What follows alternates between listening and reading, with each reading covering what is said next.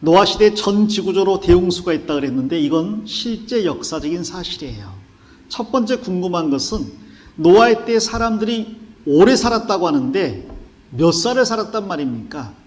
성경에는 아담이 언제 태어났는지는 안 나와 있습니다만은 그 아담의 족보가 나와 있어요. 그리고 그 아담이 아이를 낳은 나이들이, 이 아담의 후손들이 아이를 낳은 나이들이 나와 있어요. 자, 아담은 930세를 살았다고 합니다. 그런 많은 자녀들을 낳았는데 대표적으로 낳은 자녀가 가인과 아벨이고 창세기 4장에 나와 있어요. 그리고 그 외에도 많은 아들과 딸들을 낳았습니다. 그들이 10년에 한 명씩만 아이를 낳아도요 93명의 아이를 낳을 거 아니에요. 근데 그때는 생육하고 번성하는 에덴 동산 시기라 정말 많은 자녀들을 쉽게 더 낳았을 겁니다. 가인과 아벨을 낳았는데 가인은 하나님을 떠나서 하나님과 상관없는 삶을 그리고 문명을 구축해 나갑니다. 그의 자녀들이 쭉 나와 있어요. 그리고 아벨은 가인이 때려 죽였기 때문에 자식이 없이 죽었습니다. 자, 그러나 하나님은 아벨 대신 하나님을 믿는 의로운 계보를 이어나갔습니다. 그 계보가 셋으로부터 출발해서 쭉 이어지는데 그 셋의 후손 중에 노아가 있습니다. 그리고 성경에는 셋이 몇 살 때 자녀를 낳았는지가 쭉 나와요. 아담이 셋을 낳고 셋은 에노스를, 게난을, 마알라를 쭉 낳았는데 그 낳은 나이가 나오거든요. 자, 그러니까 이것을 쭉 계산해 보면 노아의 대홍수는 아담 이래 1656년, 그리고 노아가 600세 되던 해에 발생했습니다. 성경은 정확한 연대를 이야기하고 있는 거예요. 그때 당시 사람이 오래 살 수 있었던 이유가 하늘에 물층이 있었다고 창세기 1장에 기록되어 있습니다. 근데 이 물층은 태양에서 오는 해로운 광선을 다 막아주기 때문에, 그리고 물은 데워지면 순환하는 특성이 있기 때문에 해로운 광선은 다 막아지고 따뜻한 물층이 지구를 감싸고 있어서 전 지구가 마치 온실과 같은 쾌적한 여건 가운데 있었다는 거예요. 그리고 학자들이 이야기하기를 만일 하늘에 물층이 있었다면 압력이 강해져서 산소가 더 짙은 농도로 이 땅에 존재하게 된대요. 근데 산소가 조금만 더 높아도 우리가 상쾌함을 느낍니다. 숲에 들어가면 굉장히 상쾌하잖아요. 근데 지하철 역사 들어가면 머리가 아프고 답답하잖아요. 산소의 차이 때문에 그러거든요. 1, 2% 차이가 엄청나게 커요. 근데 노아의 때에는 산소가 지금보다 더 순수하고 고농도로 있어서 사람들이 오래 살 수 있었고 동물도 오래 살 수 있었다고 이야기합니다. 그 증거로서 지금은 온실 속에 동식물이 빨리 자라고 더 건강하게 자라는 걸 들 수가 있는 거죠. 노아 홍수 때에는 전 지구가 이런 환경이었으니까 거대한 공룡들, 큰 동물들, 사람들도 지금보다 더 오래 살고 클 수 있었다는 거죠. 화석을 보면 바퀴벌레가 30cm, 소가 9m, 그리고 새우가 6m 이런 것들이 나와요. 잠자리가 1.5m까지 나옵니다. 사람도 지금 환경이 좋으면 더 클 수도 있고 더 오래 살 수도 있죠. 일본 같은 데는 장수국가잖아요. 또 북유럽 같은 데도 오래 사는 사람들이 많잖아요.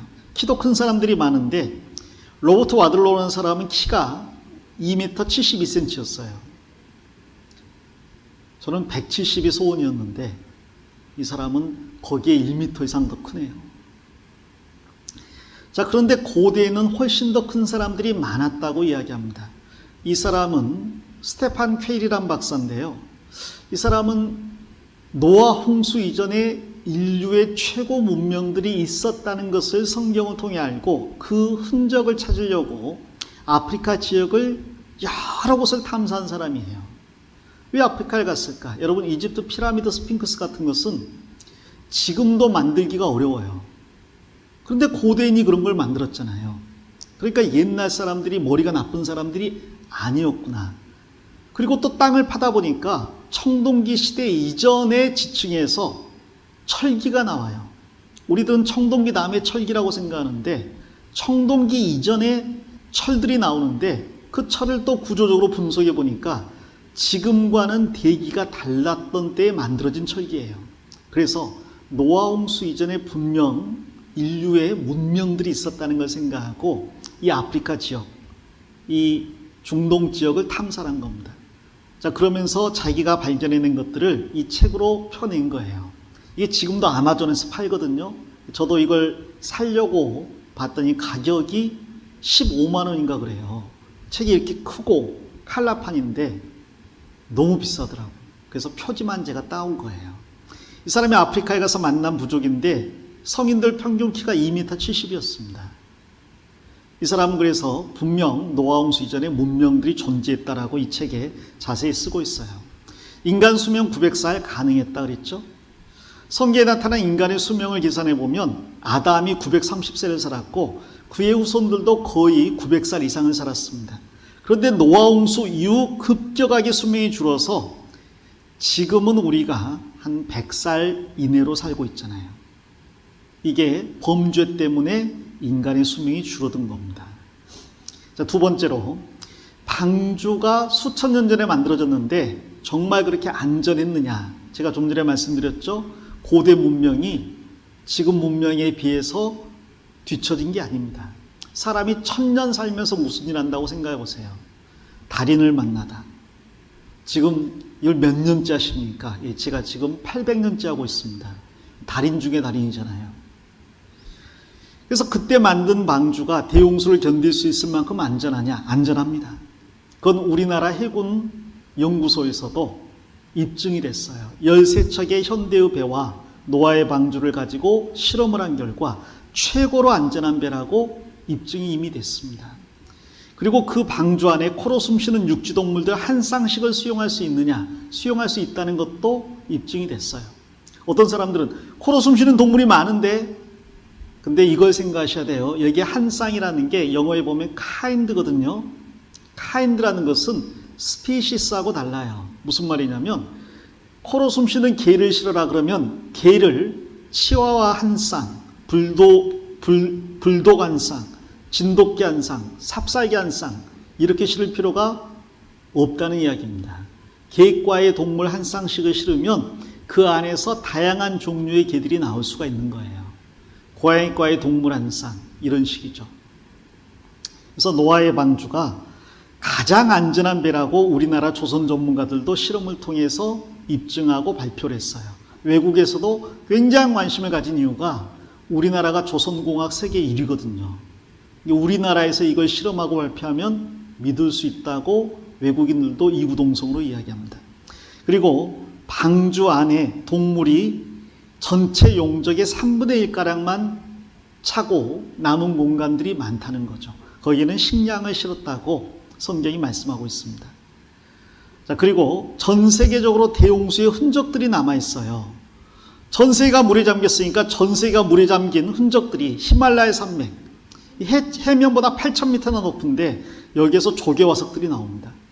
조개가 어떻게 산으로 뛰어 올라갔을까요? 물에 잠기지 않았다면.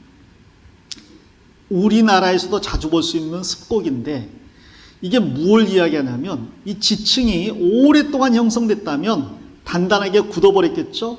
그때 밑에서 어떤 힘이 주어진다면 지층이 쪼개져 버리지 휘지 않습니다. 이 휘었다는 것은 아직 지층이 촉촉하게 젖어 있을 때 밑에서 압력이 올라와서 휘었다는 거예요. 근데 이 물이 젖은 이 지층이 이렇게 두껍잖아요. 그러니까 지층이 생겨나는데 오래 걸리지 않는다는 사실과 노아의 대홍수 때 생긴 지층이 밑에서 압력을 받아서 휘어졌다는 것을 같이 이야기해 주는 겁니다. 이런 지층이 세상에 많아요. 그리고 이런 다지층 나무가 있는데 이 지층이 생겨나는데 수천 년이 걸린다면 나무가 이렇게 사이에 낄 수가 없겠죠. 이게 순식간에 생겨났고 그 사이에 나무가 세워져 있는 겁니다. 노아 홍수 때 나무가 둥둥 떠다니다가 한꺼번에 지층에 매립이 된 거예요. 이런 다지층 나무가 전 세계에서 계속 발견이 됩니다. 노아의 대홍수가 있었다는 걸 증거하는 거죠. 스페인인데 스페인의 땅 전체가 아주 개펄이 말라서 된 땅이에요. 여기 꾸엔카란 곳에도 땅을 파면 조개 화석들이 무더기로 나옵니다. 이건 이집트 피라미드 앞에서 우리 목사님들이 찍은 사진인데 이집트 피라미드 앞에 또 스핑크스 앞에 조개 화석들이 박혀 있어요. 이건 미국의 그랜드 캐년인데 여기에도 많은 조개 화석들이 일반인이 찾을 만큼 이렇게 많이 박혀 있습니다. 그래서 우리 이 지역을 여행 간 목사님들이 직접 찍은 사진이에요. 거기에 많은 화석들이 무엇을 이야기하냐면 순식간에 동물들이 화석이 돼버리는 대격변이 있었다. 심지어 물고기를 잡아먹는 순간에 화석이 돼버릴 만큼 피할 수 없는 대격변이 있었다는 거죠. 홍수를 이야기합니다. 남미 볼리비아에도 이 바다보다 수천 미터가 높은 이 고원지대에 소금 사막이 있어요. 근데 이 소금 사막이 차로 8시간을 달려도 끝나지가 않습니다. 대홍수가 아니면 설명이 안 되는 사막이에요. 러시아에는 소금 광산이 있고요. 몽골에는 소금 호수들이 있습니다. 전 세계가 바닷속에 잠겼다 나왔다는 흔적들이 있는 거죠. 우리나라에도 바닷속에 쌓였다가 융기된 석회암층, 목포유달산이나 진안마이산 다 바닷속에 잠겼다 나왔다고 하잖아요. 우리나라 지층도 대홍수를 설명하고 있습니다. 그래서 대홍수는 피할 수 없는 역사적인 사실이다. 자, 그리고 결정적으로 노아의 때 방주가 아라랏산에 머물렀다고 했는데 이 아라랏산이 지금도 있고요. 그 흔적들이 지금도 발견됩니다. 자, 전 세계 200여 민족에게 홍수설화가 전해진다 그랬는데 이 대홍수가 중동 지역에서 분명히 발생했을 거예요. 근데 지금 땅 끝에 사는 북미나 남미나 호주나 혹은 아프리카나 유럽에 사는 사람들 모두에게 대홍수에 관한 설화가 전해지고 있습니다. 뭘 이야기합니까? 노아의 자손 8명이 사람이 번성해서 전 세계에 퍼졌거든요. 근데 그들은 노아 홍수의 기억을 가지고 흩어졌다는 거죠. 그래서 어디를 가든지 대홍수의 이야기가 전해지고 있는 거예요.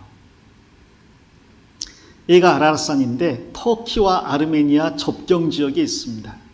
근데 이 5,000m가 넘는 이 산에서 모든 게 눈에 덮여버린 이 산에서 방주의 조각들이 계속 발견되고 있어요.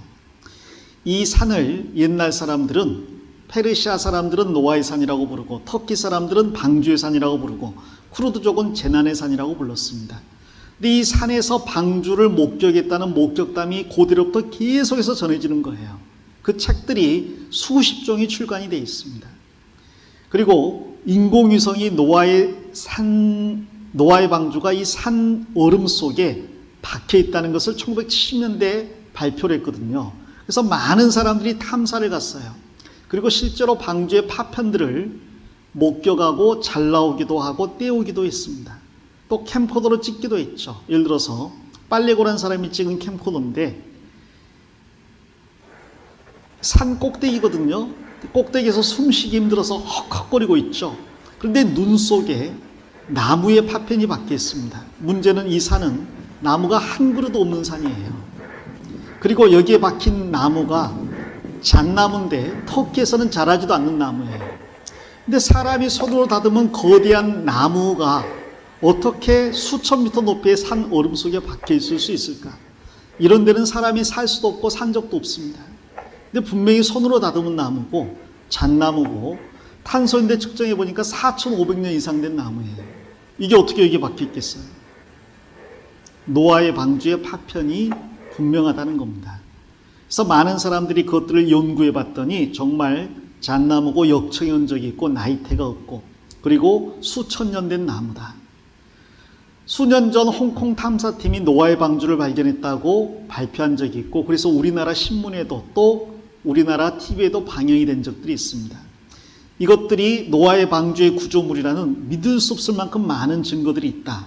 또 탄소인데 측정해 보니까 4,000m 이상에서 발견된 이 나무가 4,800년 된 것이다 라고 이야기해요. 어떻게 4,800년 된 나무가 4,000m 이상에서 이렇게 많이 발견이 되겠어요? 결국 노아의 대홍수는 사실이라는 거죠.